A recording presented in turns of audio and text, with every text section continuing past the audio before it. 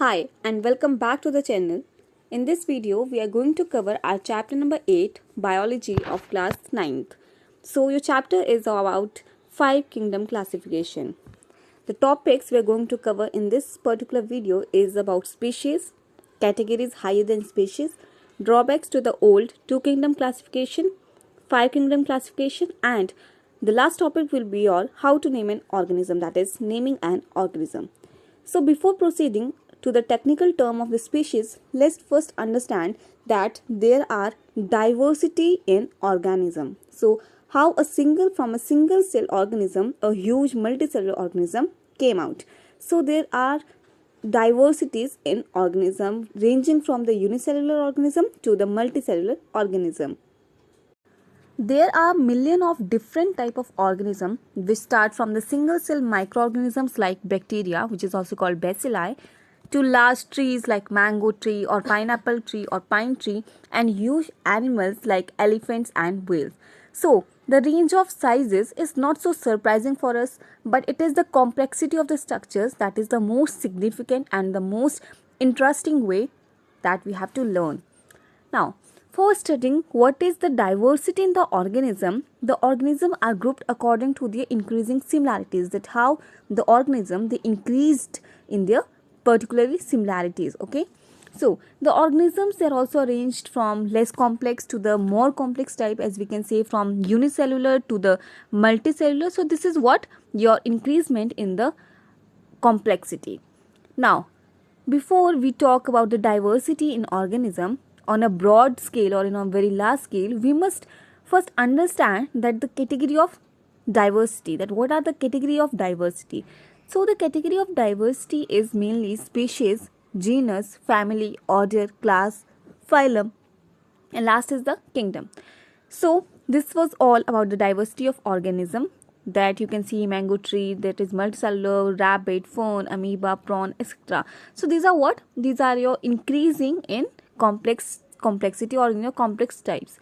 So this was your diversity in organism. Next, moving to our first diversity, that is in organism, that is about species. So what is the technical term of species? So, the species means an organism of a particular kind whose member can interbreed among themselves to produce fertile young ones. So, species are what? They are also the organism in which the interbreeding is possible. Okay, and with the interbreeding, they can produce the fertile young ones.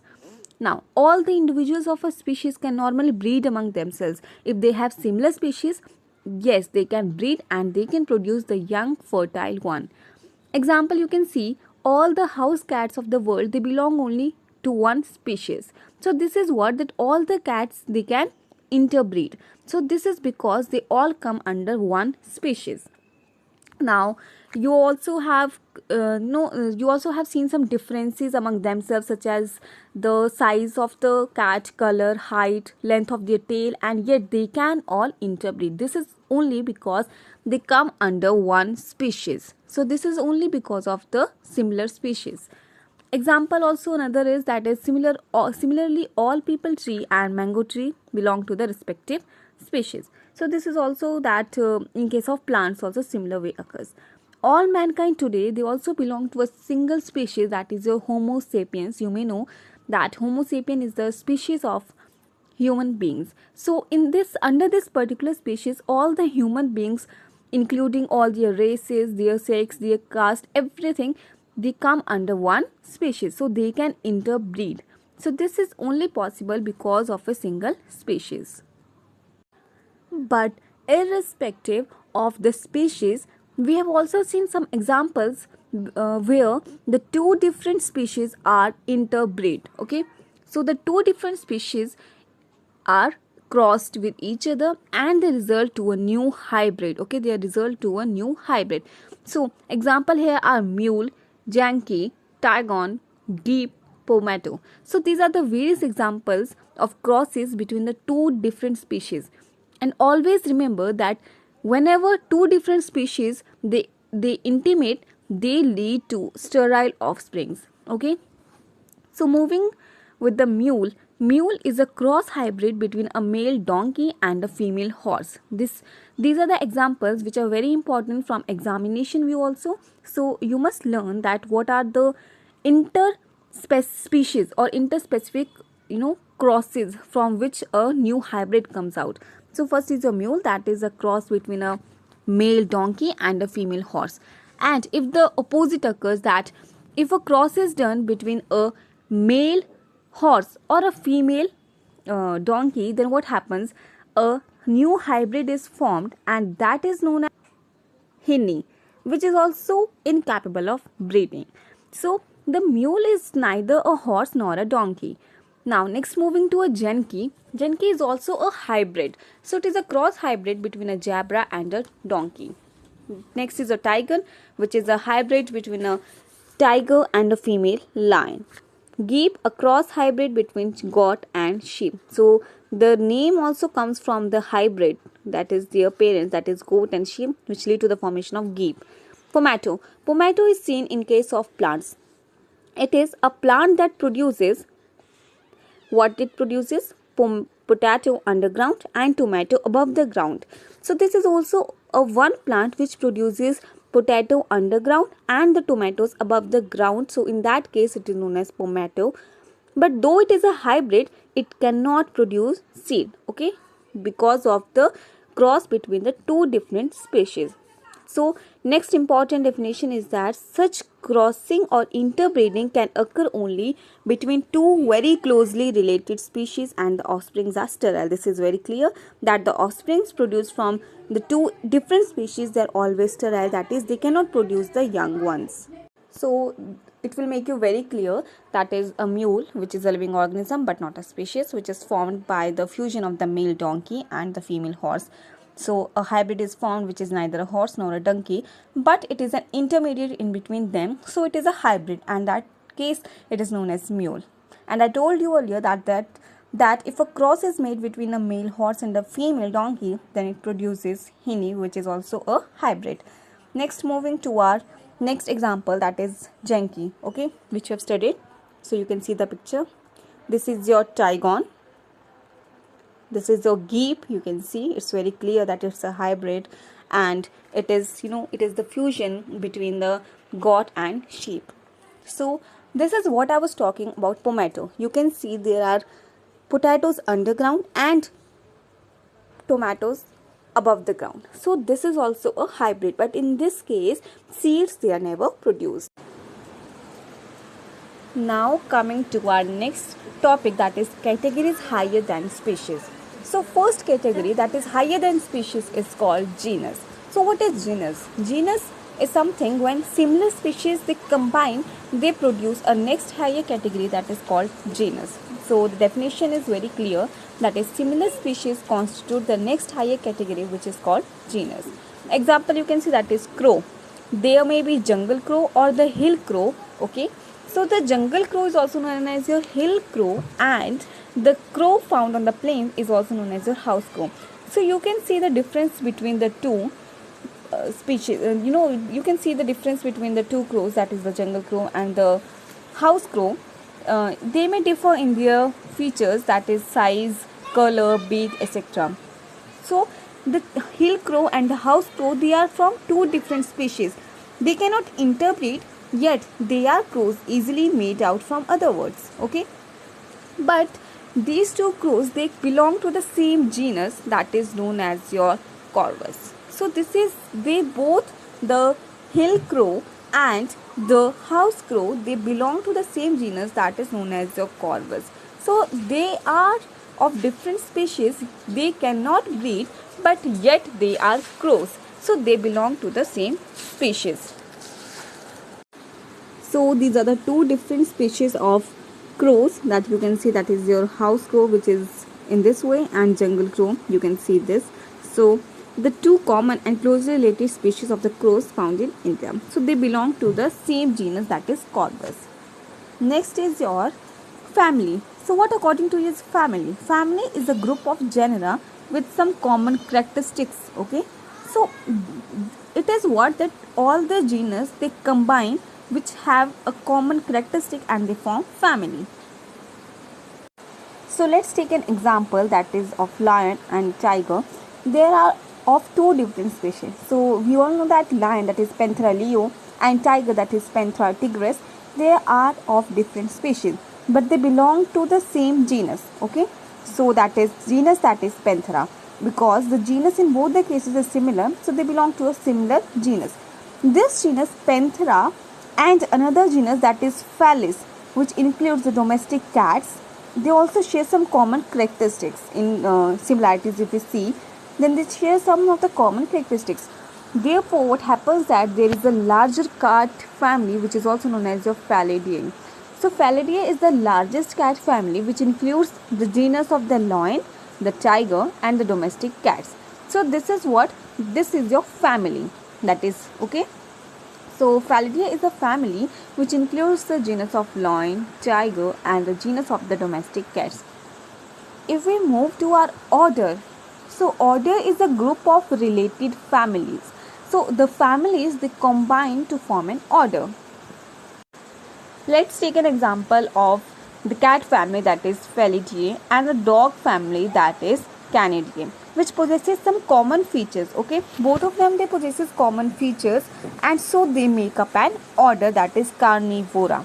So, okay, so what happens that similar order, what is order? That is, if the families, they have some related common features, then they constitute to form an order. Example, you can I have explained you earlier, that is cat and dog, they possess some of the common features, so they came under an order, that is Carnivora. Okay, as you know, there are two types, that is carnivores, herbivores, and also omnivores. So the dog and the cat family, they come under Carnivora. So the cat family, that is Felidae, it includes lion, tigers, and cats, and the dog family, that is Canidae, it includes dogs, foxes, jackals, etc. So okay, so they all come under one order, that is known as your Carnivora. So remember this. Next is your class.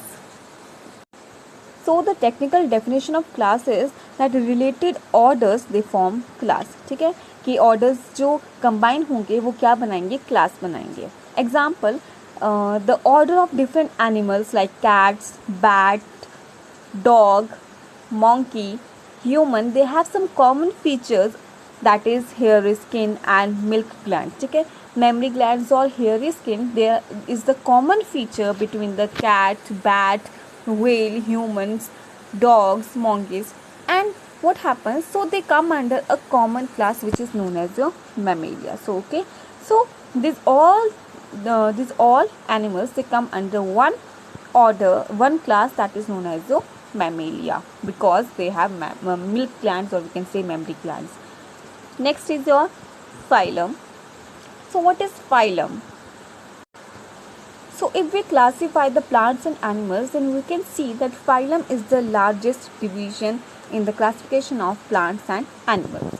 Now, related classes, they constitute a phylum, because this is what your hierarchy, ki classes, they combine to form phylum. In the similar way, when order combine, they form class. Okay, so related orders make a class, and related class, they make a phylum, and so on. So this is your hierarchy, and this is very important कि सबसे पहले क्या आता है, that is genus, फिर आती है family, फिर आता है order, then class, then phylum, and then last comes your kingdom. Okay, now example, if we see an example in case of phylum, the classes of different animals like the mammal, bird, reptiles, frogs, fishes, they together constitute the phylum, that is chordata. ठीक है, कौन सा phylum बनाता है, that is chordata. Chordata is what which have a notochord or a backbone. So just remember कि जिस भी animal के पास नोटोकोड या बैकबोन होगी वो किस फाइलम के अंदर आएंगे, दैट इज नोटोकोड. ठीक है, तो ये सभी जो हमने पढ़े, जो मैमल्स हैं, रेप्टाइल्स, बर्ड्स हैं, फिशेस हैं, ये सब एक फाइलम के अंदर आती है, that is chordata, and we have made this phylum too for our better understanding. Okay, so next is your kingdom. So kingdom is the largest division. What is it? It is the largest division of the living beings. ठीक है, living beings में जो सबसे largest division है, that is the kingdom. अब हम kingdom को ही detail में पढ़ेंगे. Before the 5 kingdom classification, there was an old 2 kingdom classification. ठीक है, तो जो 2 किंगडम क्लासिफिकेशन थी, it was given by Linnaeus, ठीक है, and he classified the entire world of living organism. उसने पूरे वर्ल्ड में जितने भी लिविंग ऑर्गेनिजम्स थे उन सब को 2 किंगडम में क्लासीफाई किया था।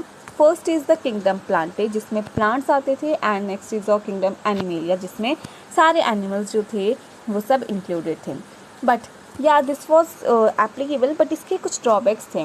फर्स्ट ड्रॉबैक था इसका कि जो बैक्टीरिया था it can not B cold plant, ठीक है। तो बैक्टीरिया को हम प्लांट तो नहीं बोल सकते because they are prokaryotic organism, and you know some of the bacteria they possess flagella which is helpful in their movement. So this was the drawback that bacteria that can not be called plants, तो वो plant and kingdom Plantae में नहीं आ सकता और animal में तो वो आएगा ही नहीं, तो उसे किस किंगडम में रखा जाए। So this was one of the major drawback. Next major drawback था यूग्लिना, ठीक है।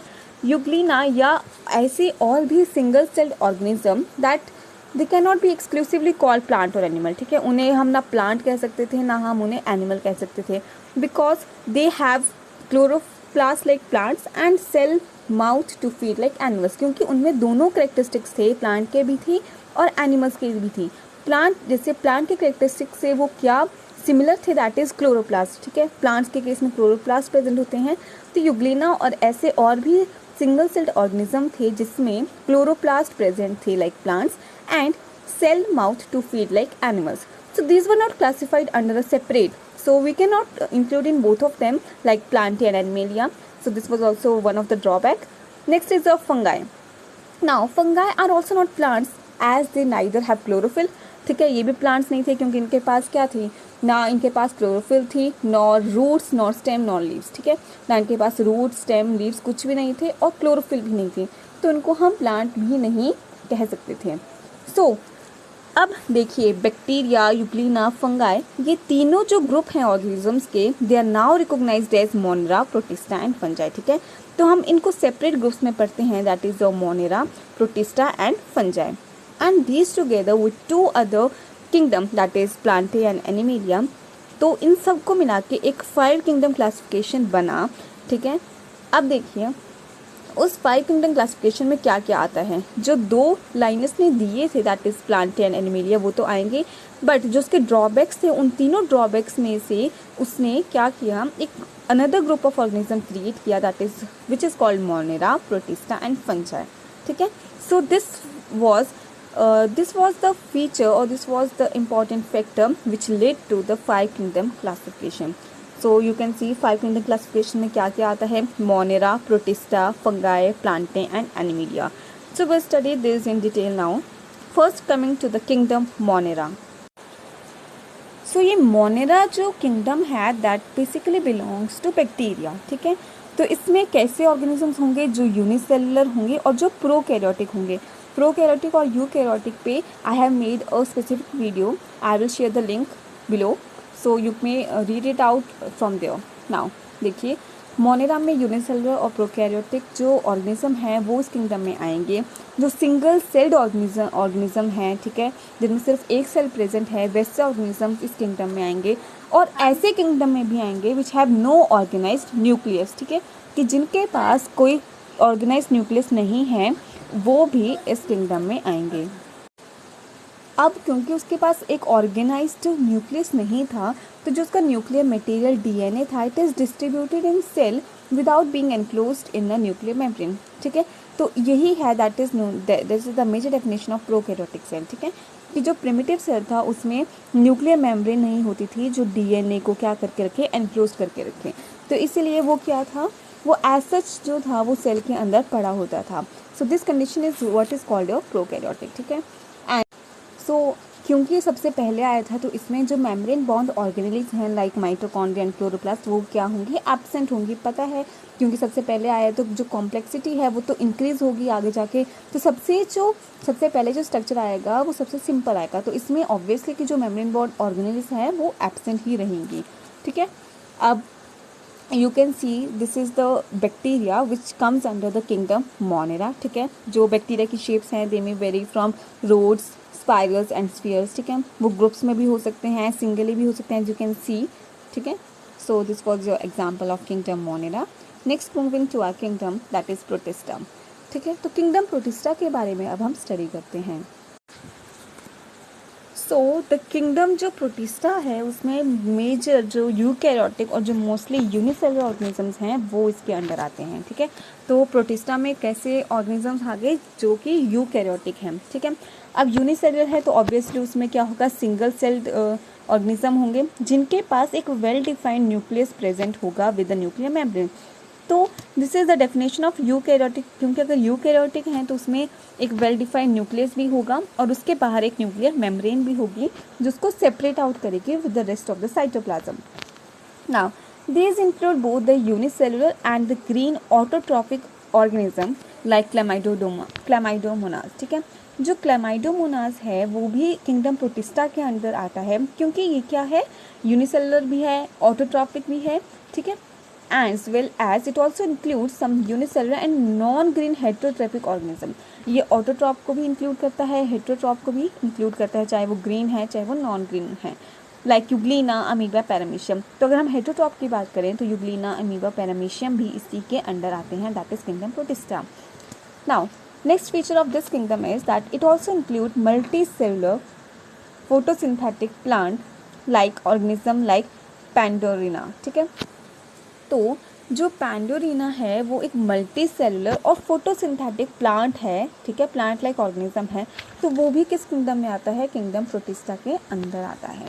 So these are the features जो किंगडम प्रोटिस्टा जो है कंटेन करती है। So you can may have a look. अब देखिए हम इसके एग्जांपल्स देखते हैं। So as I told you कि किंगडम प्रोटिस्टा में अमीबा आता है, पैरामीशियम आता है, क्लेमाइडोमोनास आता है, यूग्लिना आता है। So these are the various examples which come under the kingdom protista. ठीक है, अब नेक्स्ट है हमारा किंगडम फंजाई। सो जो किंगडम फंगाई है इसमें क्या सी ऑर्गेनिजम्स आते हैं, दैट इज मल्टी सेलुलर जो ऑर्गेनिजम्स होंगे, जो यूकैरियोट्स होंगे और एक्लोरोफिलस होंगे, और जो मोस्ट इंपॉर्टेंट है दैट इज सेप्रोफिटिक। एक न्यू वर्ड है दैट इज सेप्रोफिटिक। सेप्रोफिटिक ऐसे ऑर्गेनिजम्स होते हैं जो डेड और डिकेइंग प्लांट या एनिमल्स में क्या करते हैं, एक्ट करते हैं, तो वहाँ से वो अपना न्यूट्रिशन लेते हैं। सो फंगाई किंगडम के अंदर जो मल्टी सेलुलर ऑर्गेनिजम्स होंगे, ठीक है, जिनमें बहुत सारे सेल्स होंगे rather than presence of one cell only, eukaryotic, ठीक है, कि जिसमें वेल डिफाइंड न्यूक्लियस है, न्यूक्लियर मेम्ब्रेन के साथ एनक्लोज्ड है, एक्लोरोफिलस मतलब वो क्लोरोफिल जो है उसमें एब्सेंट हो गया, saprophytic as I told you कि डेड और डिके में मटेरियल पे वो एक्ट करेंगे। Now most of the fungi they are made up of thread like hyphae. ठीक है, अब फंगाई में क्या होता है, हाइफे प्रेजेंट होते हैं सेल्स के सिवाय। Cell rather than cells means कि सेल्स नहीं प्रेजेंट होते, but in case of cells you can see hyphae present in the fungi. Many nuclear distributed in continuous cytoplasm. ठीक है, तो जो न्यूक्लियस है या डीएनए होगा इसमें, तो वो सब जो है वो न्यूक्लियाई जो होंगे वो एक कॉन्टिन्यूस साइटोप्लाज्म में बहुत अच्छे से डिस्ट्रीब्यूटेड होंगे। Example you can C fungi में जैसे ईस्ट आ जाता है, ब्रेड मोल्ड है, टोडस्टूल है। So these are the example of fungi. So this diagram will make you very clear. आप देख सकते हैं ब्रेड मोल्ड पे फंगाई लग जाती है कई बार। ठीक है, पेनिसिलियम, ईस्ट भी देख सकते हैं, टोडस्टूल भी देख सकते हैं आप। So these are your very common fungi you can see. Next is your kingdom plantae. Kingdom plantae के अंदर जो मेजर है वो आते हैं प्लांट्स। ठीक है, अब क्योंकि प्लांट्स जो हैं वो यूजुअली क्या होते हैं, मल्टी सेलुलर होते हैं, यूनिसेलुलर तो नहीं होते, तो अब हम इसका एक फीचर बना सकते हैं कि किंगडम प्लांटे के अंदर वैसे ऑर्गेनिजम्स आएंगे जो मल्टी सेलुलर होंगे, यूकैरियोटिक होंगे और ऑटोट्रॉपिक होंगे। क्योंकि प्लांट्स की बात की जाए तो उनमें क्लोरोफिल भी प्रेजेंट होगा, तो वो ऑटोट्रॉपिक प्लांट्स होंगे जो अपना जो फूड है वो खुद बनाते हैं। ठीक है, and they do not depend on other. अब देखिए किंगडम प्लांटे के अंदर भी फर्दर क्लासिफिकेशन है, दैट इज़ थैलोफाइटा जिसमें हम एल्गे के बारे में पढ़ते हैं, ब्रायोफाइटा मॉसेस, टेरिडोफाइटा जिसमें फर्न्स के बारे में पढ़ते हैं, जिम्नोस्पर्म जैसे पाइन है वो जिम्नोस्पर्म में आता है, एंजियोस्पर्म्स जिनमें हम फ्लावरिंग प्लांट्स के बारे में स्टडी करते हैं। तो these are the further sub division under the major division of kingdom Plantae. So अब हम एक करके सब पढ़ेंगे। फर्स्ट जो सब डिवीजन है किंगडम प्लांटे के under that is thallophyta. So thallophyta is what, thallus like structure है, क्योंकि थैलोफाइटा अब वर्ड से ही पता चल रहा है कि इसमें कैसा स्ट्रक्चर है, इसका कैसा बॉडी होगा, थैलस लाइक बॉडी होगा। ठीक है। तो you can see they have thallus like body, ठीक है, and it includes multi cellular algae. Multi cellular algae को ये इंक्लूड करता है, जैसे सीवीड्स आ गए, कैल्प्स आ गए, तो ये सब क्या है, एल्गे हैं। That is what your multi cellular algae. अब थैलोफाइट्स जो हैं वो पर्टिकुलरली क्या होते हैं, ऑटोट्रॉफिक होते हैं, क्योंकि एल्गे है, एल्गे हमें पता है ऑटोट्रॉफिक होती है, बिकॉज क्योंकि किंगडम प्लांटी के अंदर आता है, इसलिए इसमें क्या होंगे, क्लोरोफिल प्रेजेंट होंगे और obviously it will be autotrophic, ठीक है। और नेक्स्ट हमने पढ़ लिया कि इसके पास थैलस लाइक बॉडी होता है, that is the plant body can not be distinguished into root, stem and leaves. Thallus एक ऐसी बॉडी होती है, थैलस हम उसको कहते हैं जहाँ पे हमें रूट, स्टेम और लीव्स की जो है डिस्टिंग्विश नहीं कर पाते हम कि क्या इसमें स्टेम है, क्या इसमें रूट्स हैं और क्या इसमें लीव्स हैं। तो वैसी बॉडी को हम कहते हैं कि इस पर्टिकुलर एल्गे, इस पर्टिकुलर प्लांट के पास थैलस लाइक बॉडी है, and they are primarily aquatic, क्योंकि पानी में रहते हैं तो they are primarily aquatic. Next जो सब डिविजन है that is bryophyta. Next is a bryophyta. तो ब्रायोफाइटा भी क्या है, ऑटोट्रॉपिक हैं, क्योंकि किंगडम प्लांट के अंदर आ रहे हैं। Plant body lack true root, stem and leaves, ठीक है। तो इसमें भी जो ट्रू रूट, स्टेम और जो लीव्स की जो डिस्टिंग्विश है वो एब्सेंट होती है। इंस्टेड मतलब एब्सेंट तो होती है, बट इसमें समवट क्या होते हैं, रूट लाइक, स्टेम लाइक और लीफ लाइक स्ट्रक्चर्स प्रेजेंट होते हैं। सो यू कैन नॉट से कि ब्रायोफाइटा के पास थैलस लाइक बॉडी है। क्यों? क्योंकि इसमें डिस्टिंग्विश नहीं हो पाता कि क्या रूट है, स्टेम है, लीव है, बट इसमें इंस्टेड ऑफ दैट कि हम उसको बिल्कुल ट्रू रूट, स्टेम और लीव्स ढूंढें, instead of that it possesses some root like structures, stem like structures of leaf like structures, ठीक है। तो ये लीफ लाइक जो है, स्टेम लाइक, मतलब इनकी तरह स्ट्रक्चर्स पाए जाते हैं, तो हमने इनको अलग नाम दिया है। जैसे root like structures in case of bryophyta known as rhizoids, ठीक है। और जो लीफ लाइक स्ट्रक्चर्स हैं और जो स्टेम लाइक स्ट्रक्चर्स, उनको हम क्या कहते हैं, stem like structures are known as the cauloid and leaf like are known as the phylloids. क्योंकि फाइलोड क्या होते हैं, लीफ के केस में हम पढ़ते हैं, तो वहीं से नाम you can just remember that leaf like structures के हम बोलते हैं phylloids. So these are the major 1 mark question which usually comes in your paper. Next जो एग्जाम्पल ब्रायोफाइटा के अंदर आते हैं, they are usually mosses and liverworts, ठीक है। अब है टेरिडोफाइटा, ठीक है। तो इस किंगडम के अंदर जो हमारा जो जितने भी फर्न्स प्रेजेंट हैं वो आते हैं, ठीक है। तो इंक्लूड्स ऑल द फर्न्स इस टेरिडोफाइटा में, जो एक सब डिविजन है अंडर द किंगडम प्लांटियम। तो जो मैं आपको पढ़ा रही हूँ that is Thallophyta, Bryophyta, Pteridophyta, इन सब के examples I will be showing you later which will make you the things very clear, ठीक है। नेक्स्ट है कि जो प्लांट बॉडी है, अब इसमें जो डिस्टिंग्विश है, डिस्टिंग्विशेबल नेचर है जो रूट, स्टेम और लीव्स का, वो बहुत अच्छे से दिखाई देता है, ठीक है। तो यू कैन सी कि कैसे कैसे कॉम्प्लेक्सिटी जो है वो इंक्रीज हो रही है, जो एडवांस हो रहे हैं कितने स्ट्रक्चर्स। सो टेरिडोफाइटा में टेरिडोफाइटा एक ऐसा सब डिवीजन है जिसमें प्लांट के जो रूट हैं, स्टेम हैं और जो लीव्स हैं वो बहुत अच्छे से हमें अलग अलग दिखाई देना स्टार्ट होते हैं। The leaves are often made up of leaflets, ठीक है। तो इस केस में जो लीफ है वो लीफलेट्स की बनी होती है, bearing spoons on the under side, ठीक है। और उस लीफलेट के नीचे क्या होते हैं, स्पोर्स प्रेजेंट होते हैं। एंड क्योंकि ये टेरिडोफाइटा है तो they are non flowering plants, ठीक है। तो इसमें जो है वो फ्लावर्स नहीं आते, so they are usually non flowering plants. Next है जो हमारे पास है दैट इज जिम्नोस्पर्म। अब जिम्नोस्पर्म और एंजियोस्पर्म हम बहुत टाइम से पढ़ते आ रहे हैं, बट इस टाइम हम थोड़ा डिटेल में पढ़ेंगे। सो जिम्नोस्पर्म्स, अब नाम से ही क्लियर होता है कि जिम्नोस्पर्म्स कैसे होते हैं, नेक्ड सीड्स, कि ऐसे प्लांट जिनमें नेकेड सीड प्रेजेंट होती है उनको हम जिम्नोस्पर्म्स कहते हैं। अब नेकेड सीड्स का क्या मतलब है कि जो सीड्स हैं they are not enclosed in fruits, ठीक है।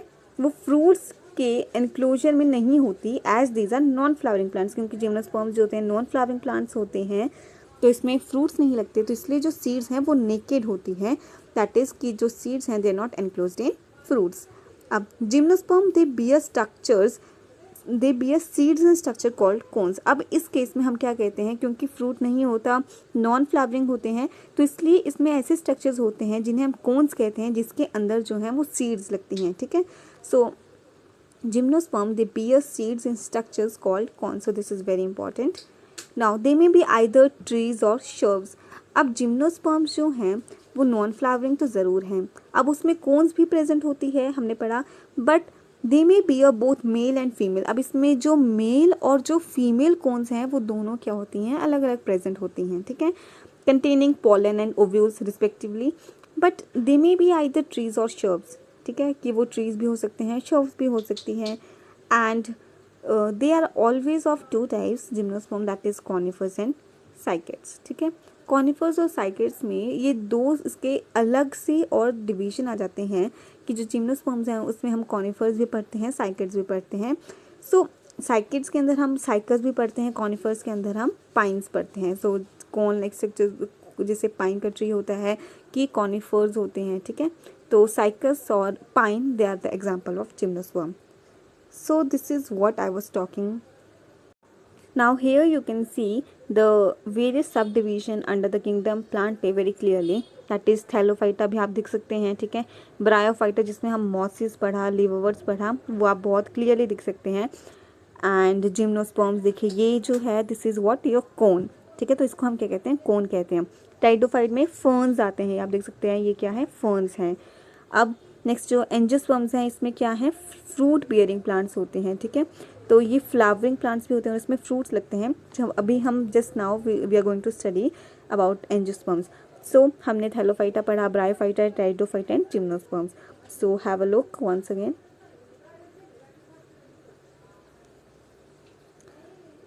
Now we are going to learn about the angiosperms.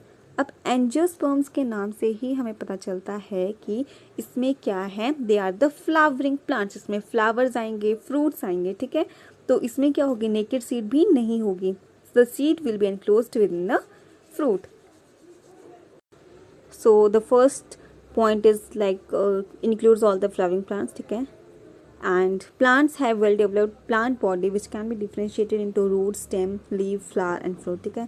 तो इसके पास बहुत अच्छी वेल डेवलप्ड प्लांट बॉडी होती है जिसमें हर चीज़ जो है वो बहुत ईजिली और अच्छे से डिफ्रेंशिएटेड वे में हमें दिखाई देती है कि ये इसके रूट हैं, ये स्टेम है, ये लीव्स हैं एंड फ्रूट है, फ्लावर है, ठीक है। The seeds are enclosed in fruit. Fruit जो सीड है मतलब वो किसके अंदर होगी, reside, that will reside inside the fruit. Now they are divided into monocots and dicots. अब ये फर्दर जो है मोनोकॉट्स और डाइकॉट्स में डिवाइडेड है, दैट इज योर एंजियोस्पर्म, ठीक है। अब हम मोनोकॉट और डाइकॉट में इन डिटेल स्टडी करने से पहले अब मैं आपको एक एंजियोस्पर्म का जो स्ट्रक्चर हमने पढ़ा उसको हम बहुत अच्छे से देखते हैं। मैंने आपको पहले भी इसके बारे में बताया, बट अब आपको जो हमने पढ़ा उसकी वजह से अब आपको यहाँ पे ज़्यादा क्लियरेंस होगी। So you can see here a well differentiated plant body, ठीक है। आप इसमें रूट्स भी देख पा रहे होंगे, इसमें तो नहीं है but you can see the roots also. आप इसमें स्टेम भी देख सकते हैं, लीव्स अलग दिख रही है, ऊपर का इन्फ्लोरेसेंस अलग दिख रहा है, इसमें आपको फ्रूट अलग दिख रहा है। So everything you know it is very distinguishable, ठीक है, कि आपको बहुत अच्छे से जो प्लांट बॉडी है वो डिस्टिंग्विश्ड होकर दिखाई दे रही है। So this was your angiosperms. So I hope कि आपको ये सारी चीज़ें अब बहुत अच्छे से क्लियर हो गई हो। अब जो हमने एंजियोस्पर्म्स के जो दो पार्ट्स पढ़े फर्दर कि मोनोकॉट्स और डाइकॉट्स हैं, तो हम डाइकॉट्स और मोनोकॉट्स पे चलते हैं। तो मोनोकॉट और डाइकॉट में हमने पहले भी पढ़ा है कि मोनोकॉट और डाइकॉट में क्या मेजर डिफरेंस होता है, बट मैंने आपको इसको और शॉर्ट तरीके से बताना चाहा है। So first is your monocot. So from the name it's very clear कि मोनो मतलब वन, कॉट मतलब कॉटिलेडन। तो जिन प्लांट्स में एक कॉटिलेडन प्रेजेंट होगी उनको हम कहते हैं मोनोकॉट्स, ठीक है। अब मोनोकॉट में जो प्लांट्स मोनोकॉट्स होते हैं उनकी जो लीव्स हैं उसमें पैरेलल वेनेशन होती है कि अगर ये कोई लीफ है तो इसमें पैरेलल वेनेशंस हैं, ठीक है। I will show you the difference कि जो पैरेलल वेनेशन और रेटिकुलेट वेनेशन में विद एन एग्जांपल, ठीक है। तो टिल नाउ जस्ट रिमेंबर कि मोनोकॉट्स में पैरेलल वेनेशन दिखाई देती है। रूट सिस्टम जो है वो फाइब्रस रूट सिस्टम होता है, हम पढ़ते हैं फाइब्रस होता है, टैप रूट सिस्टम होता है।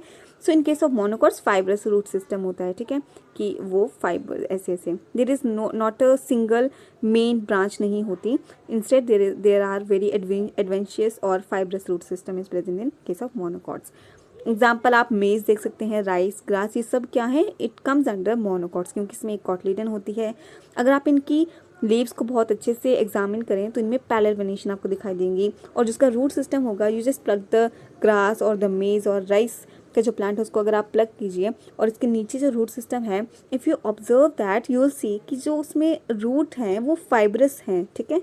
तो so what we study is you have to do it practically, कि अगर आप उसको प्रैक्टिकली ज़्यादा अच्छे से समझेंगे तो आपको बहुत अच्छे से चीज़ें क्लियर होना स्टार्ट होंगी। नेक्स्ट इज़ योर डाइकॉट, ठीक है। अब हम डाइकॉट को स्टडी करते हैं। सो डाइकॉट और मोनोकॉट में आपको अब डिफरेंस तो पता लग गया होगा कि डाइकॉट मतलब डाई मतलब टू, ठीक है, और कॉट मतलब कि कॉटिलेडन। तो टू जो कॉटिलेडन्स हैं वो जिन प्लांट्स में दो कॉटिलेडन प्रेजेंट है वो डाइकॉट्स कहलाएंगे, ठीक है। अब इस केस में जो लीव्स हैं उनकी रेटिकुलेट वेनेशन होती है, टैप रूट सिस्टम होता है, और मोनोकॉट्स में हमने पढ़ा था कि फाइब्रस होता है। But in case of dicots tap root system is found, ठीक है, जिसमें एक मेजर जो रूट होती है और उसके बाद जो है वो उसके डिविजन्स निकलते हैं। So this is your tap root system, ठीक है। अब इसके जो एग्जाम्पल्स हैं, जो डाइकॉट के एग्जाम्पल है, that are potato, rose, apple and sunflower. So in case of potato also you can see it's very clear कि उसमें बहुत ईजिली और बहुत अच्छे से जो रूट सिस्टम है, जो टैप रूट सिस्टम है, वो बहुत ईजिली आपको दिखाई देगा। So just examine the potato when it is under cultivation. Next, अब आपको मैं एक डिफरेंस दिखाती हूँ। So this is what I was talking, ठीक है।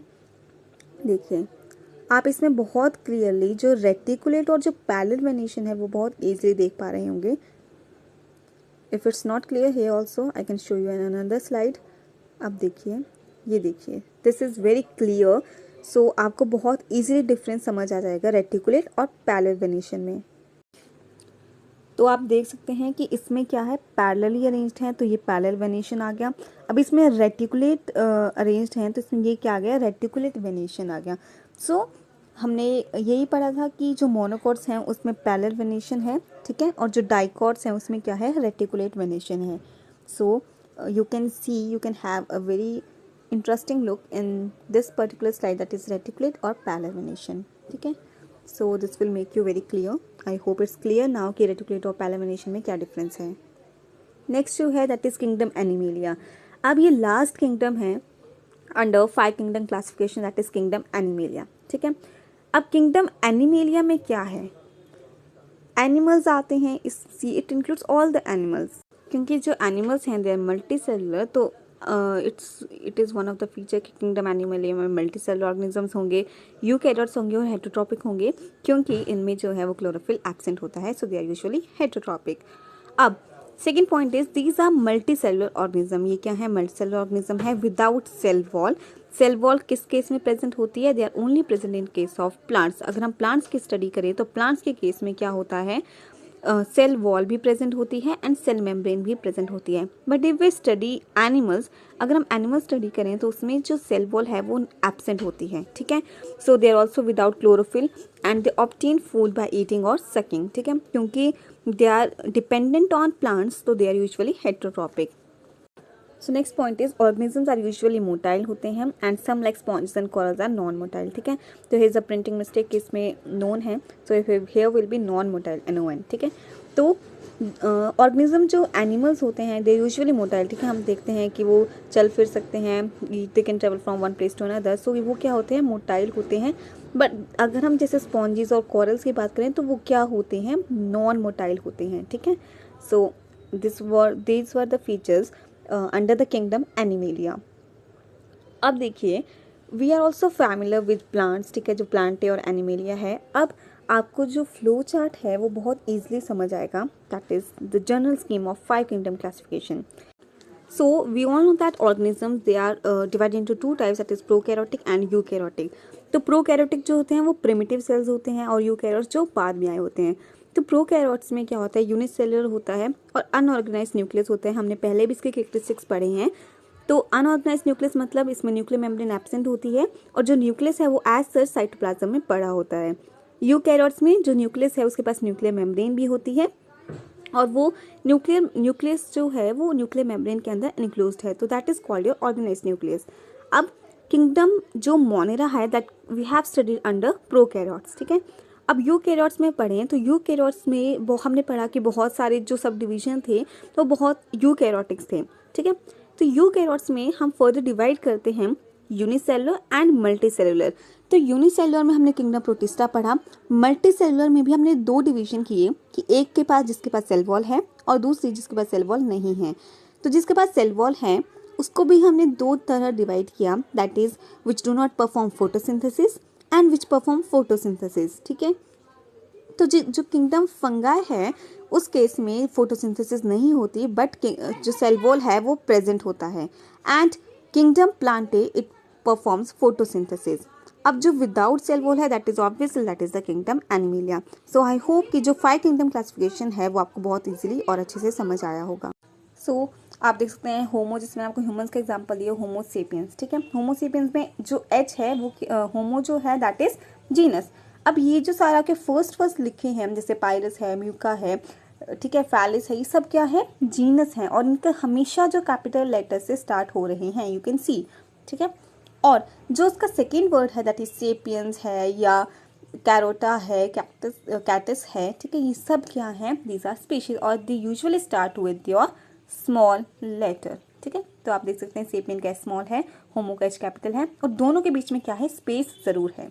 सो ये आप देख लीजिए, these are the various names. So with this your half of the chapter is completed. We'll continue the chapter in the next video. Hope you like my video. Thank you so much.